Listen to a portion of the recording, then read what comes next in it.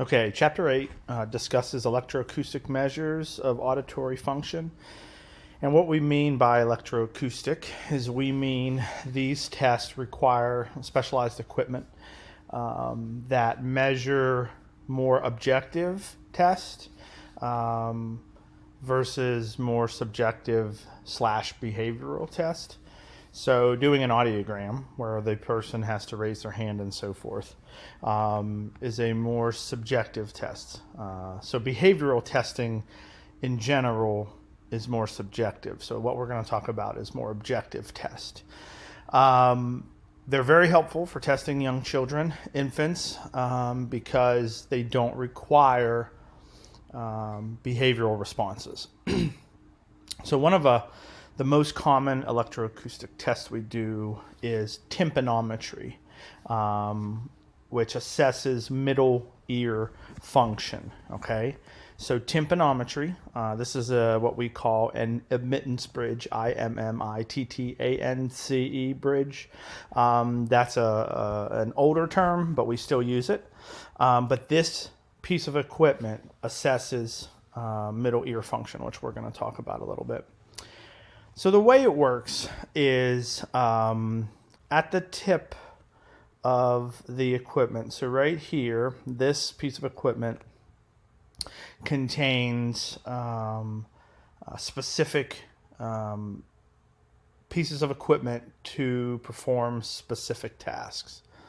And so what we do is we have a rubber a tip that goes on the end of it and creates a seal, okay, in the ear canal. So that way we can control all the pressure that's going to be in there, the sound level, and so forth. It creates what we call a hermetic seal, HERMETIC. So that way we can control everything. So there's a pump. There is a sound oscillator. So we use, for most tympanometry, we use 220 hertz, which is a lower frequency. And there's reasons for that, which is beyond what we need to know now. So we use a low frequency, 220 hertz. There's a microphone that records. There's a loudspeaker that presents the sound. And essentially what we do is we look at the change in the admittance, ADMITTANCE. We look at the change in the admittance or the stiffness of the middle ear structure, particularly the tympanic membrane. So here are the tips that we use that plug into the end of the device to create that hermetic seal. And so the term acoustic emittance refers to a lot of different things, but essentially it's to quantify how well the middle ear is working. Okay, middle ear function. Results of this test measurement are distinctly different for patients that have increased stiffness of the middle ear system. So if there's something that's causing an increase in stiffness, you see certain results.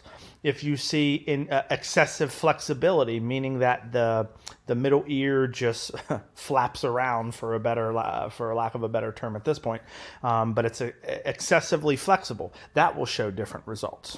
Okay. Now, again, this is a very complex topic. In this class, we get basics. So first we do otoscopy. We make sure there's nothing in the ear. Then we put the probe in there. You can see right there. And we need that hermetic seal. All right.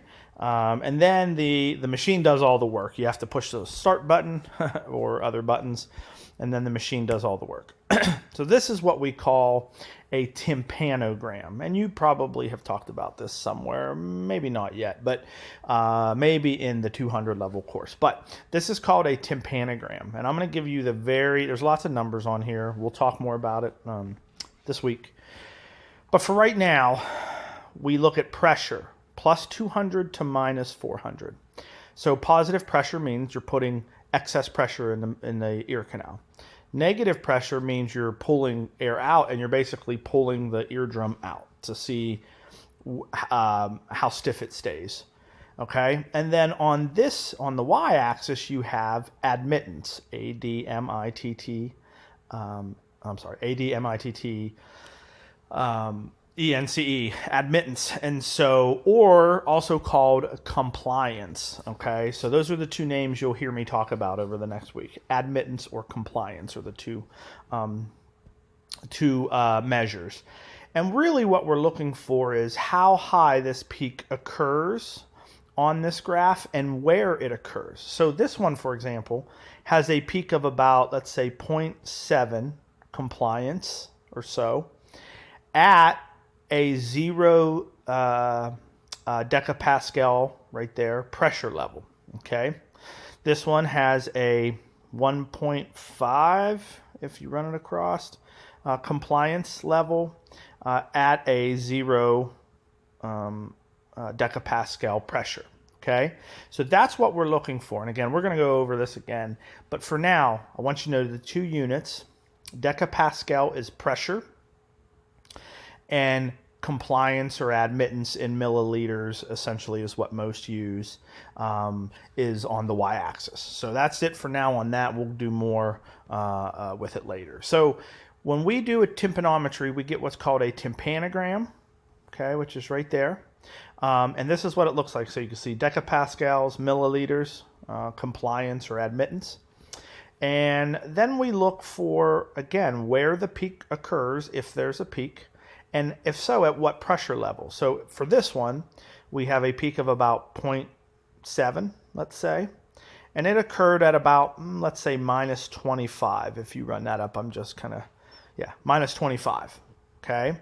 So this is a type A tympanogram, all right, which is considered a normal tympanogram. Now, there's a whole host of values and shapes that we're going to go over. I don't really care that you know every single value with immense detail, but what's important is that you can see a shape and kind of have an idea, a tympanometric shape, and have a general idea of what's happening. So this is a type A, okay, has compliance or flexibility of the middle ear system.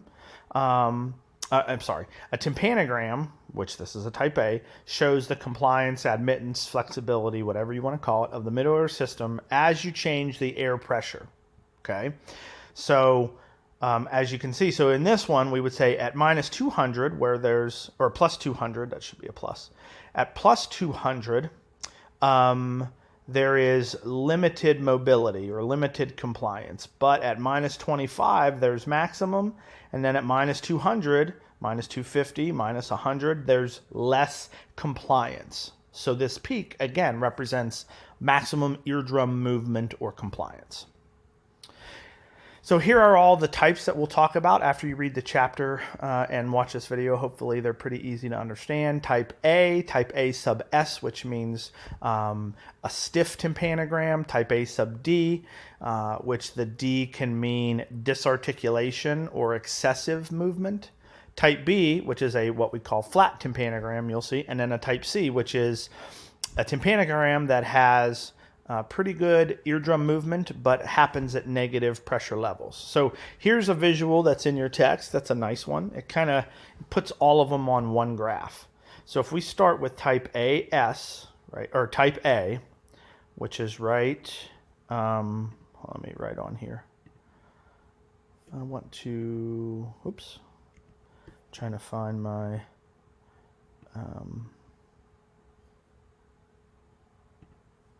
so here's a type AS, or type A. I'm sorry, I keep saying type AS. So you have, now of course they give us in a different scale, 0.9 or 90, depending on how you want to look at it. But you have that much compliance or admittance, okay?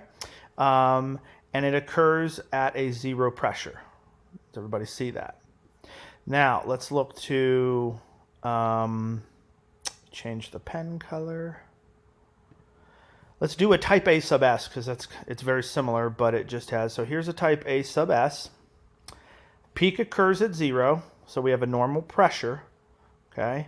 But the compliance occurs at, let's say, oops, sorry, 0.2 something, 20, whatever it is, okay? So it has less compliance, it has less admittance, so it's a shallow tympanogram, okay? Stiff.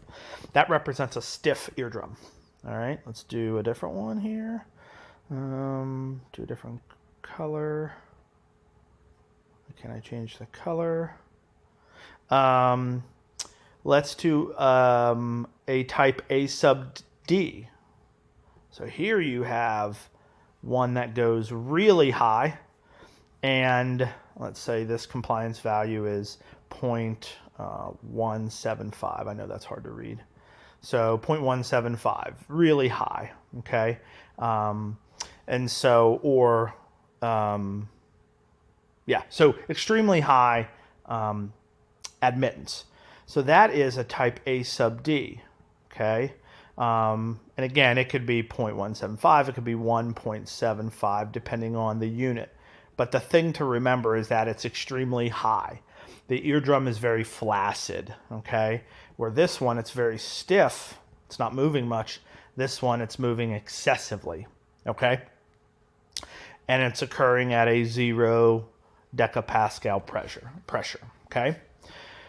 Does that make sense to everybody? So let me erase some of this so we can, I want to erase all of this. Okay, so there you go with that. And then, let me get all of it. A type B is a little different. Pen color here, let me get you. So a type B is essentially a pretty flat tympanogram. I can't draw a straight line, but there's no peak. There's no discernible peak, NP.